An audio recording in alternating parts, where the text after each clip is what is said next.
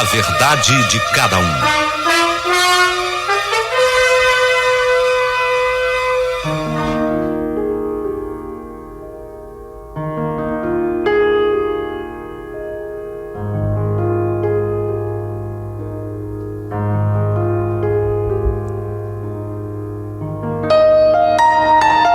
Sim, tudo prontinho.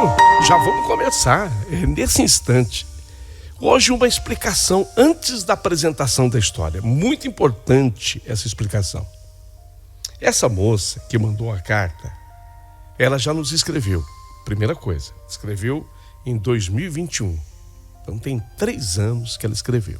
Mas há um motivo para que ela renovasse a história dela. Um motivo muito importante. Mas vocês só vão entender esse motivo muito importante no final. Então ela já me escreveu em 2021, mas ela precisou escrever hoje novamente. Então eu recebi a carta dela no dia de ontem, a nova. Mas é complemento da história contada em 2021. Então no início vocês vão falar, bom, eu acho que eu já ouvi essa história. Já ouviram mesmo. Só que no final, aí vem o complemento. O porquê, o motivo pelo qual escreveu. A outra coisa importantíssima que eu preciso falar é que hoje eu quero fazer um alerta para todas as mulheres, todos os homens, todos os adolescentes. Logo após a nossa história de hoje, eu vou publicar uma história menor. Uma história de uma mulher que foi fritar um ovo e morreu. Veja, essa história, ela é muito importante. Ela é tristíssima, mas necessária. Que eu conte para que vocês entendam. A mulher que foi fritar um ovo e morreu. Então vocês observaram que há muitos assuntos hoje. Muitos assuntos. Então hoje eu vou pedir desculpas ao pessoal que eu sempre mando os abraços, né? A turma que entra para a nossa família. Aliás, entrou um monte de gente nova e eu preciso mandar um alô para essa turma. Mas não será na história nesse instante. Na próxima história eu mando esses alôs. Combinado? Então, vamos começar.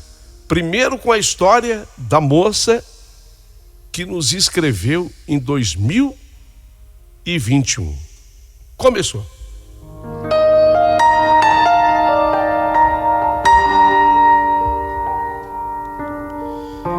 Meu querido amigo Paulinho Boa Pessoa, Theo, era assim que todos o chamavam, abreviando o seu nome.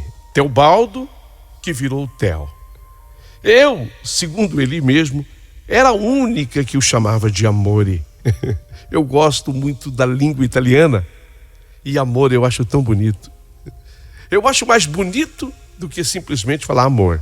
Então ele virou meu Amore, Amore, Amore. Porque de verdade ele era o meu amor. Não foi fácil me casar com o Theo.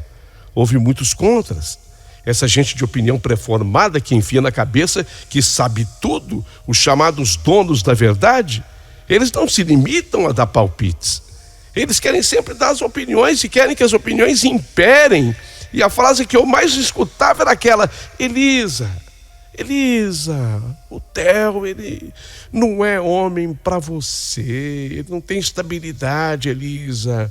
Ele está um dia aqui, outro ali. O trabalho dele é supérfluo, não necessário. Vai sobrar para você. Você vai ter que sustentar a casa. E é isso que você quer? Trabalhar uma vida inteira? Larga de ser boba, Elisa. Você é tão bonita, jovem, inteligente, formada enfermeira em UTI, especialização em intubação endotraqueolísica, aquela coisa toda, né, de complicada. Coisa que, como é que é? A intubação é endotraqueal. É isso aí, endotraqueal. Coisa que só médico faz. Você é praticamente uma médica. Você é uma enfermeira padrão, especialista, grande profissional, ganha bem. Tem tanto homem no mundo, Elisa, se liga. Paixão passa. A dificuldade não. Abre o olho. Larga enquanto é tempo de largar. Tudo isso eu escutava de gente próxima a mim, e até muito próxima, inclusive, como a minha mãe, o meu pai. Eu sou ser humano e eu não sou diferente das outras pessoas. Então, eu escutava isso e não ficava também indiferente. Isso mexia comigo. Em determinados momentos até me abalava, porém, maior que tudo era o meu amore por Theo. E eu pensei, não, eu vou enfrentar esses contras todos. Nasci assim e acredito no amor, e por amor eu vou me casar com ele, ainda que ocorra todos esses riscos. Ser músico, saxofonista, é apenas uma profissão e não é um defeito. E Theo é um homem que eu amo e com ele eu vou me casar, eu vou. E assim foi, sem ligar para nariz torcido. Eu fiz o que eu acreditei e realmente eu cheguei lá, me casei com o Theo e fomos morar naquele prédio no centro da nossa cidade. Não era um prédio novo, não. Já tinha, inclusive, uns bons anos de uso, mas foi aquele apartamento usado que nós tivemos condições de comprar e assim fiz um financiamento e eu, como tinha o meu emprego no hospital, fiquei responsável pelo o pagamento da mensalidade do AP era comigo, entendeu? E o Theo, ele se responsabilizou, paga o condomínio, o pagamento de condomínio era com ele. E fomos às lutas, como tantos casais neste mundo, embora fosse Theo extremamente talentoso com o seu sax, nem sempre havia serviço. E é aquela bola cantada antes do casamento, né? Não, aquilo não era de todo uma mentira, não era invenção. Vez em quando faltava o dinheiro, faltava o ganho do Theo. Não era garantido, variava muito. Às vezes ele arrebentava, estourou a boca do balão, como a gente fala, né? Bombou, agora é bombou, ultrapassava o esperado. Mas na maioria das vezes o Theo ficava abaixo. E muitas vezes muito abaixo, e acontecia do Theo atrasar o condomínio. Acontece que a síndica do nosso prédio, a dona Cota, e eu nunca vi nome mais adequado para uma pessoa, a dona Cotinha, era assim chamada, ela vivia sozinha, ela era viúva, os filhos dificilmente apareciam por lá. Eu não posso julgar, eu não sei se ela ocupava a cabeça com outras coisas, afinal, ela já tinha mais de 70 anos, com certeza. Mas uma coisa eu posso garantir, ela ficava o dia inteiro cuidando da vida do prédio e dos seus moradores. Dava bronca em criança e ela tinha um defeito terrível. Adorava dar indiretas no elevador. Era chato o que acontecia, terrível.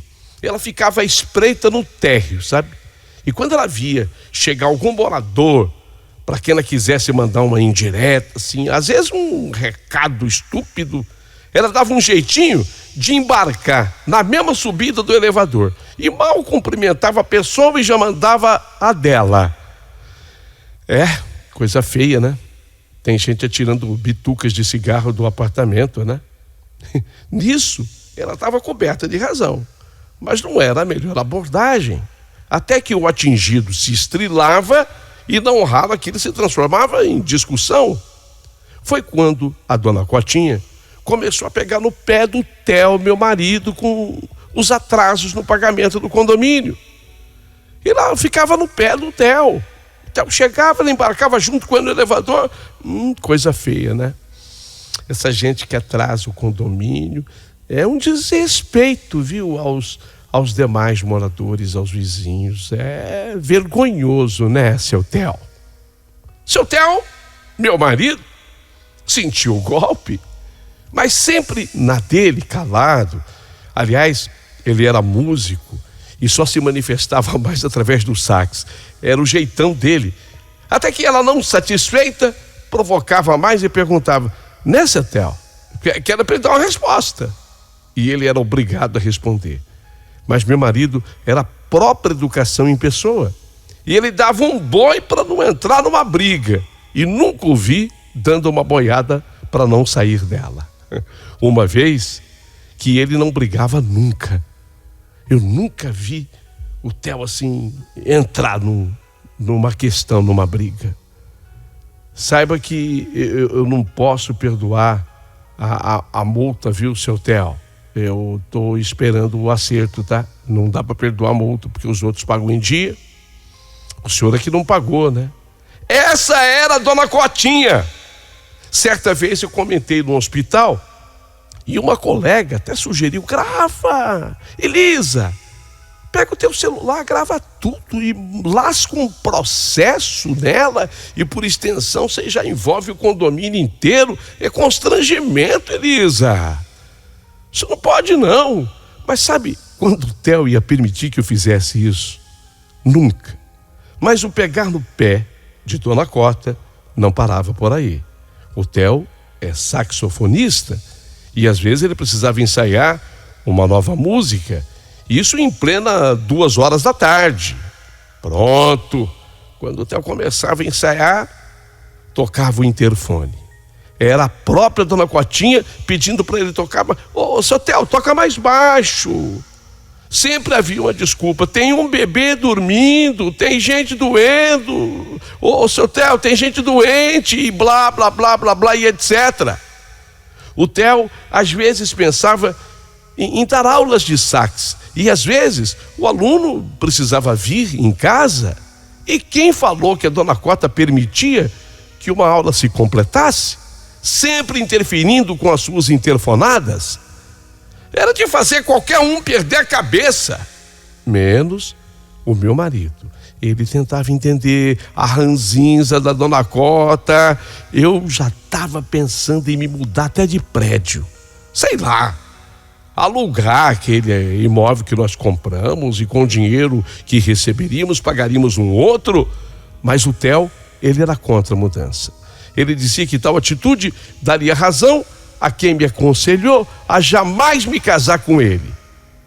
E, de maneira sábia, ele completava: a dona Cotinha já é um problema conhecido e suportável, Elisa.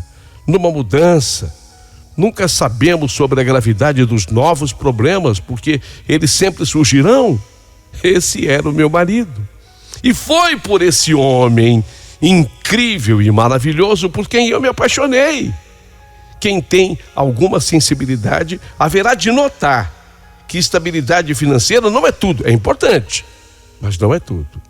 Mas, sinceramente, a dona Cotinha só era suportável para o meu marido, porque para o resto do mundo que está me ouvindo agora, eu tenho certeza que não seria. Ela cobrava na cara dura dentro do elevador e depois começou a fazer comentários com nexo maldoso. Tocar um instrumento não é profissão, isso é hobby, né, seu Theo? O senhor devia fazer alguma coisa assim com mais segurança.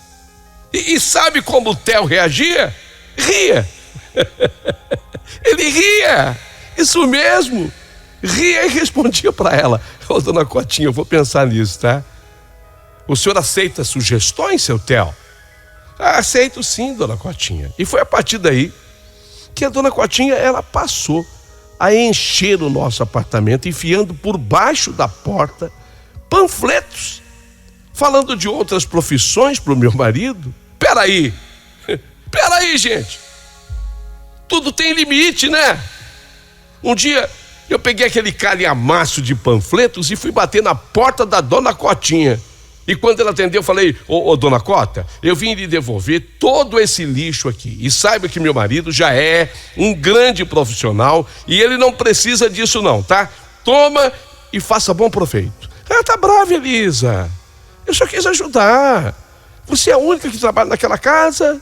Não, senhora. O meu marido também trabalha e não é pouco, não. E se a senhora não me interferisse tanto com a sua encheção de saco, ele trabalharia ainda mais, podendo ensaiar em paz, dando aulas em paz. Tá, eu não vou mais ajudar então com sugestões. É um favor que a senhora me faz. Então, retribua e me faça também um favor, tá? Diga lá pro seu Theo, o senhor, seu esposo, que venceu mais um condomínio e ele não pagou na data, tá?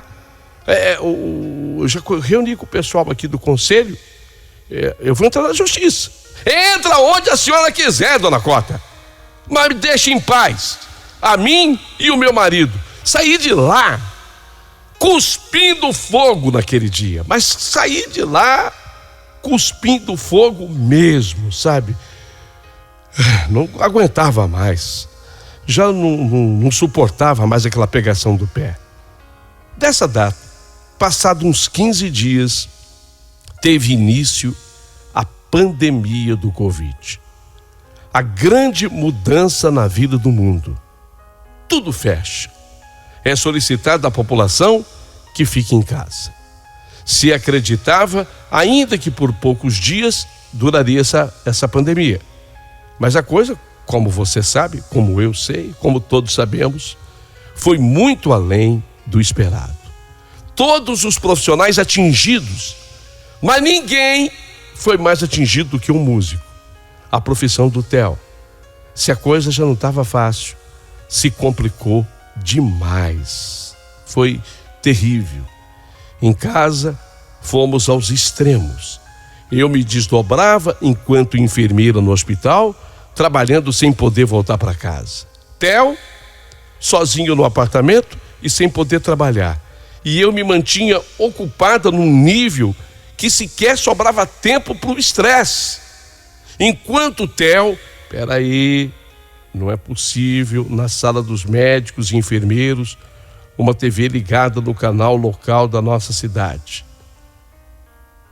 De repente, eu estava lá no hospital e a TV estava anunciando algo que estava acontecendo. Aquele músico, com o seu um saxofone, estava tocando na sacada do seu apartamento, levando um pouco de música a seus vizinhos tomados pela dor do momento. Que músico era esse? Não é possível. Sala dos médicos, os enfermeiros e médicos reunidos, a TV na sala dos médicos ligada e a reportagem no ar.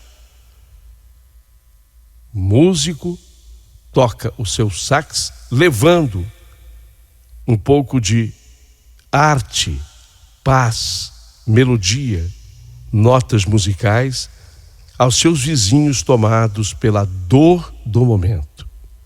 Quem era o músico? Sim, vocês já sabem. Era ele. Era o Theo. Era o meu marido. Era o Theo tocando divinamente o seu instrumento. A música era linda, profundamente tocante. A reportagem dizia que gente se emocionava. E depois da apresentação, palmas, muitas palmas de toda a vizinhança. Meu Deus, eu senti um grande orgulho do meu marido. Era ele fazendo aquilo. Meus colegas me olhavam também com um certo orgulho, e se houve a reportagem, era porque não era aquela primeira vez que acontecia aquilo. Já vinha acontecendo há alguns dias. Era a primeira vez que eu via, porque na pandemia, no auge da pandemia, eu não ia para casa. Eu ficava no hospital, ficava direto no hospital.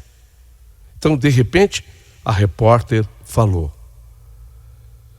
Mantendo a distância e o microfone nessa longa vara, vamos ouvir Dona Cota, a síndica do prédio. Nós, quando a moça falou isso, o meu coração teve um solavanco no peito. A repórter ia ouvir a Dona Cotinha. Aquela. Ela opinaria sobre o que o Theo, meu marido, estava fazendo. O meu coração parecia que ia sair pela boca. E disse Dona Cotinha para a repórter: pois é, aqui no prédio nós temos esse artista maravilhoso. E sinceramente, eu nem imaginava que ele tocasse tão bonito e com tanto sentimento. Quanta gente me liga dizendo que se sente melhor em poder ouvi-lo E eu me senti orgulhosa em saber que ele mora aqui. Ele é do nosso prédio. Gente, eu na hora comecei a chorar. Eu corri, peguei o telefone celular e liguei pro Theo. Amore, que orgulho de você. Você que nem imagina o bem que está fazendo para toda essa gente. Até a dona Cotinha se rendeu. Diz que está orgulhosa de você. Amore, eu te amo por tudo isso. Eu te amo, meu amor. E o Theo do outro lado: obrigado, meu amor, mas só fiz porque eu senti no coração de fazer. E que bom a gente se sentir útil nessa hora. Como você se sente nesse hospital? Obviamente que o teu trabalho é muito mais importante, sempre foi. Não, nada disso.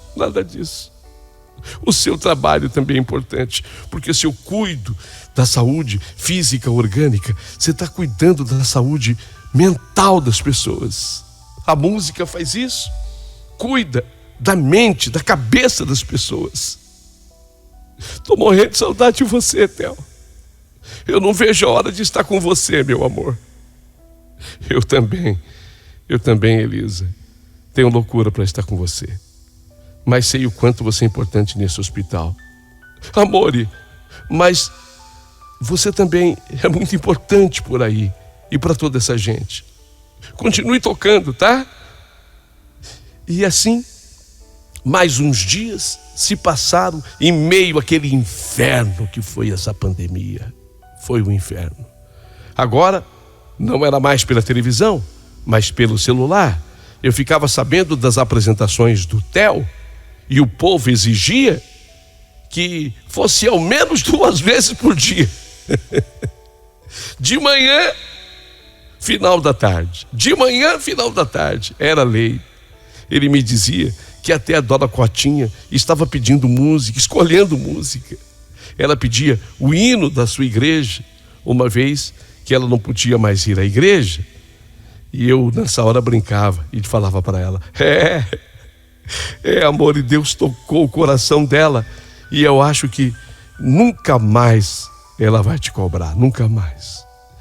E nem dizer que ser músico não é profissão, nunca mais ela vai fazer isso. Como sempre o Theo ria, sua vida era assim. Mas qual não foi minha surpresa quando o Theo me telefonou? Ele viu a ambulância do SAMU no prédio, ligou na portaria e foi informado que a ambulância foi buscar a dona Cotinha. Oh, santo Deus! Ela tinha sido contaminada com o tal vírus do Covid. No que, admirada, eu desliguei o telefone, eu vi que ela, dona Cotinha, já estava lá, no hospital que eu trabalho, numa maca, no mesmo hospital. Meu hospital, na nossa cidade, era referência para o tratamento. E ela, a dona Cotinha, ao me reconhecer, ela começou a chorar, apertou a minha mão e me pediu: Elisa, cuida de mim, Elisa, não me deixa morrer. Se um dia eu fiz alguma coisa que lhe magoasse, eu te peço perdão, Elisa, mas cuida de mim. Oh, dona Cotinha, escuta, não tem que pedir perdão de nada, por nada, minha amiga. Eu assisti a sua reportagem sobre o Theo na TV, eu vi. Eu e ele estamos felizes com a senhora. Olha, saiba que eu vou cuidar da senhora com o profissionalismo e o amor que sempre me pediram. E pode ter certeza que a senhora vai voltar para casa. E vamos subir e descer muito por aquele elevador. Pode ter certeza.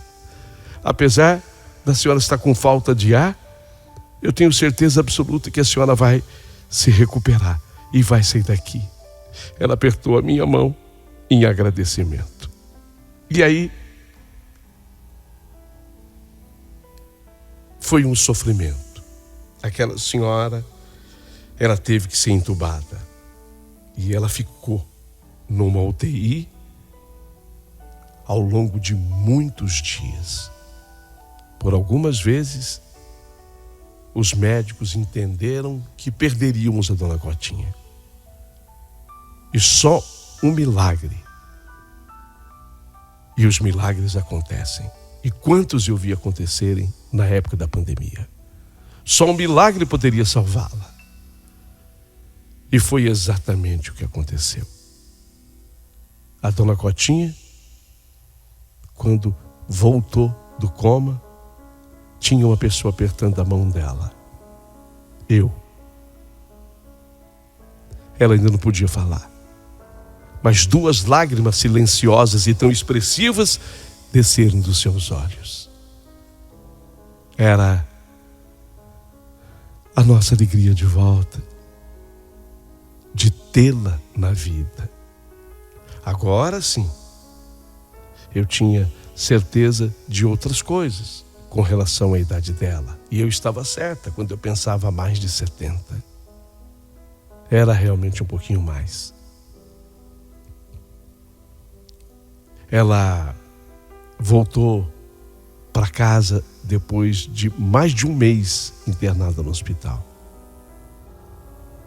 E dentre as pessoas que ela quis agradecer, uma foi o Theo, a outra foi a minha pessoa. É preciso dizer que nós nos tornamos, a partir daquele dia, mais do que amigos. É por isso que eu voltei com a minha carta depois de 3 anos. Porque vocês sabiam até aqui que ela se recuperou, que ela pediu perdão para o Theo, que ela pediu perdão para mim. Não havia a menor necessidade, não é sobre isso que eu estou mandando a carta hoje. O que eu quero dizer para vocês é que ela se tornou a tia. Talvez se eu dissesse a mãe, fosse uma expressão assim, muito pesada. Porque tem gente que fala, puxa, mas a mãe não é muito? Sim, eu vou colocar aquela tia que muita gente tem, que acolhe, que faz o doce e que vem trazer na casa. A doença grave que atingiu a dona Cotinha a transformou. Aquela mulher ranheta, aquela mulher briguenta, aquela mulher que ficava à espreita no térreo para ver quem entrava no elevador para ela entrar junto e jogar as indiretas, aquela mulher morreu e renasceu uma outra. Nem síndica. Ela quis ser mais. Isso acabou ficando, depois de um certo tempo, para um tal de síndico profissional, que eu nem sei direito como é que funciona. Mas essa não é a questão. Mas ela não quis nem ser mais síndica. Ela se tornou uma tia. Os filhos não apareciam para vê-la. Moram fora do Brasil. Estados Unidos, também não importa. Mas ela escolheu a mim e o Theo. Nesse período, quanta coisa acontece. Gente, quanta coisa acontece. Nesse período de um pouco mais de 3 anos. São praticamente 4 anos. Nesse período, o que aconteceu? Eu e Theo, nós tivemos o Yuri, um menino lindo, que ela, a dona Cotinha, passou a curtir. Sabe aquela tia que precisa te dar aquela dica? Eu sou enfermeira. A gente tem um monte de conhecimento do ponto de vista da saúde. Mas tem aquela dica que só tia carinhosa, avó carinhosa que tem, né? Faz isso com o nenê, para ele arrotar, para passar a dorzinha da barriga. A gente é enfermeira, sabe um monte de coisa, mas segredinhos que só tia que sabe. Era ela que passava. Ela não deixava faltar absolutamente nada, nem a mim e nem o Theo. Eu não estou dizendo financeiramente, eu estou dizendo de outra coisa. Era um doce, uma comida que ela fazia. Ela tinha amizade com um senhor publicitário que morava no prédio. Eu vou colocar só o primeiro nome porque eu não tenho autorização para falar dele. O senhor Renan. E esse senhor Renan publicitário, ele abriu um leque de apresentações para o Theo, acompanhando grandes artistas. Nesse período, o Theo fez show com todo mundo que vocês possam imaginar. Desses que estão aí na parada de sucesso. Porque muitos desses artistas, às vezes têm 2, 3 bandas, porque eles vão de um lugar para o outro numa velocidade incrível. Mas o Theo teve a vida dele transformada pela ajuda da senhora Dona Cotinha, através dessa amizade com o senhor Renan, publicitário. Pagar o condomínio para o Theo ficou muito fácil depois de tudo.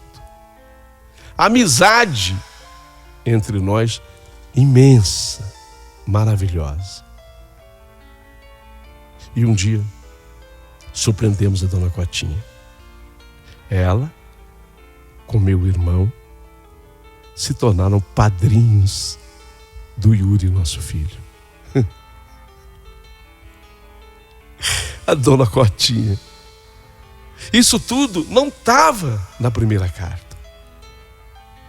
Porque isso tudo não tinha acontecido na minha vida. E quanta coisa acontece num período de pouco mais de 3 anos. Quanta coisa acontece. A Dona Cotinha se transformou na tia mais amada e querida. Mas, lamentavelmente, é por isso que eu voltei a escrever. Há coisa de 5 meses, a Dona Cotinha acabou desenvolvendo um tumor que começou pelo estômago, foi tratado, mas depois houve metástase, chegando a pâncreas e daí para o fígado, e se generalizou. E quando foi nesse último domingo, portanto, no dia 25 de fevereiro, a Dona Cotinha, por volta de 4 horas da manhã, eu estava com ela no hospital. O coração dela parou. Aos 77 anos, o coração da Dona Cotinha silenciou. E eu, e o Theo, e o afilhadinho dela, o Yuri, fomos preparar aquela cerimônia que ela merecia. Os filhos, como estão e moram nos Estados Unidos, não puderam vir. Mas eu conversei com eles e expliquei que deixassem comigo, que eu cuidaria de tudo. Não havia muita gente. O pessoal do prédio compareceu. Nós estávamos lá. E foi assim que eu e o meu marido Theo sepultamos a Dona Cotinha. Foi muito triste. Muito triste. Nós queríamos que ela tivesse permanecido muito mais tempo aqui conosco. No entanto, infelizmente não foi possível. Na hora do sepultamento, durante o enterro, a gente saiu da capela do cemitério e a gente caminhou assim, coisa de uns 300 metros até o lugar da sepultura. Durante esses 300 metros, o Theo pegou o seu sax e foi tocando aquele hino que ela amava tanto. O hino da sua igreja, o Theo foi tocando nesse trajeto. Quando eu pedi para abrir o caixão da Dona Cotinha antes de sepultá-la, para aquela última despedida, eu tive comigo a nítida impressão de que ela estava sorrindo. Ela foi sepultada no domingo mesmo, dia 25. Eu tive a impressão de que ela estava sorrindo naquela hora. Foi essa a nítida impressão que eu tive.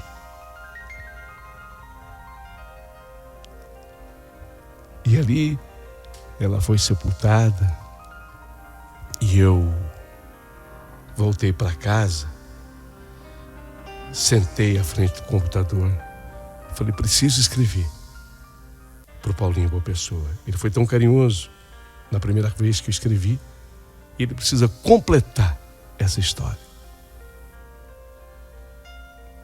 A Dona Cotinha, o episódio Dona Cotinha na vida de Elisa e Theo terminou no domingo, dia 25 de fevereiro de 2024.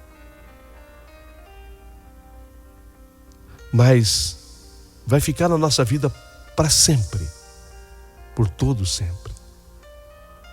E tenho comigo a certeza de que muita gente que já escutou essa história vai se lembrar dela. Muita gente que já ouviu vai se recordar. E essa gente precisava saber desse desfecho.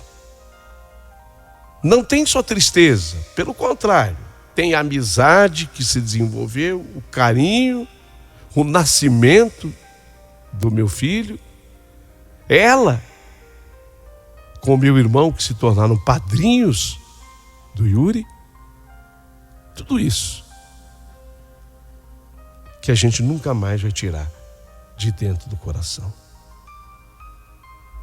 Vou ficar aguardando, a partir de agora, os comentários de todos vocês. O Theo, eu e o Yuri, uma família que continua naquele mesmo prédio. Naquele mesmo prédio. Ficamos até responsáveis pelos filhos, agora pelo apartamento e tudo que ficou da Dona Cotinha. Algumas coisas muito pessoais, ela em vida já havia me dado. E outras, de acordo com o que querem os filhos, serão doadas. Depois, obviamente, eles vão entender-se entre eles o que farão com o imóvel. Mas a casa, a chave da casa, ficou na minha mão e na mão do Theo. Não pode existir uma expressão de confiança que possa ser maior que essa. Vou ficar esperando o seu comentário. Isso é importante eu dizer. Eu comecei a escrever no computador, no meu apartamento. Só que teve uma hora que ele travou, sabe? Eu travei. Aí eu peguei o computador, estava com a bateria carregada. O Theo ficou com o Yuri. E eu fui no apartamento dela, da Dona Cotinha. Abri, sentei-me na sala e eu terminei de escrever. Lá da sala da Dona Cotinha. Essa era a história que eu tinha para contar. Um ciclo se fecha. Eu espero merecer por parte de vocês muitos comentários.